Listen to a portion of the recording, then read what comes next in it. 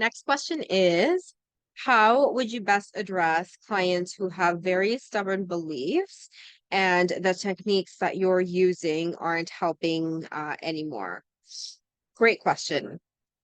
So first off, one of the reasons why, or probably one of the biggest reasons why techniques fail is because that technique isn't suited for that client, or the several techniques that we have used on our clients just don't work well with a client. It's the typical square peg in a round hole, right? And so when we do that, we'll obviously get resistance. And because of that, the beliefs that they have become even more stubborn to shift. And so, what I would suggest when you're having clients who have really stubborn beliefs and nothing else in your toolbox has worked is really just to pause, take a step back, and start being curious again. Just have a conversation with your client and ask them about the beliefs, right?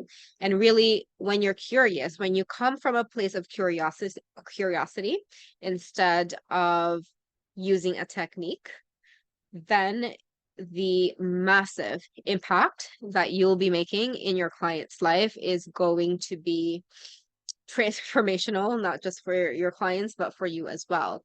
So when we step back and we become more curious with the beliefs that they present, sometimes also one thing to be aware of is how your beliefs also are being challenged with their beliefs, right?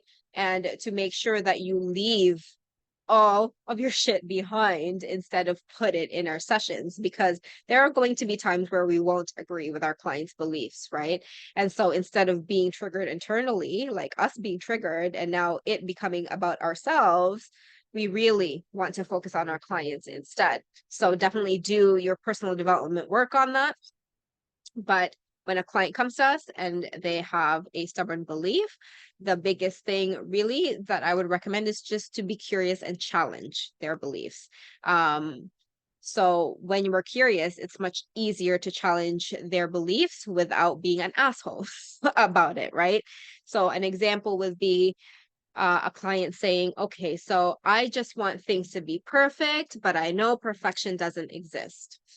We hear that typically a lot, right? And we can probably relate to it. So if a client then says, I want to be perfect, although I know it's not possible, then start being curious and think, okay, so why is this particular client feeling, or why do they believe they have to be perfect, right? Like, where did that come from? Where did they learn that, right? Because each and every limitation that we have in our lives is a learned behavior, right? And so when we start thinking about it that way and we're curious and going, I wonder why this particular client really feels the need to be perfect. Because logically they know that, right? Like, what is the inner driver of that perfectionism? What is that inner driver of wanting to be right all the time? Something like that, right? And asking your clients questions based on that is what's going to help you address those beliefs. Because when you question your beliefs and you ask clients something like, okay, like, if you know perfection doesn't exist, what makes you really strive for perfection? And coming from that place of curiosity, I mean, you hearing that question is very inquisitive, right? Very curious. They're more likely going to explore that, right? They're more likely going to give you more information that you can use to help them shift the belief. And by just continuously asking the question and challenging it, they say after that, well, because if I'm not perfect, no one will like me. And then that gives you another direction to go in, right? That's another conclusion and belief that they made and learned from their past. And so just by being curious and questioning and challenging your clients' beliefs, you can really transform their lives in a much deeper fashion, creating more impact.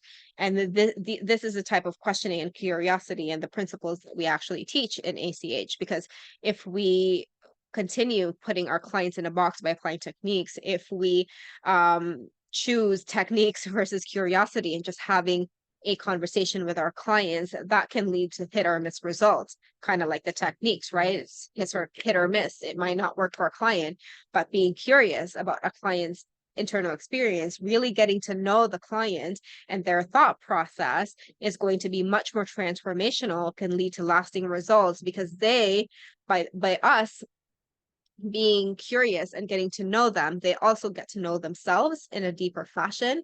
And isn't that key to helping them have better results moving forward, more lasting results? If they know exactly how their mind process works, isn't that going to help them long term? So by doing this, again, very, very simple, but obviously not as easy.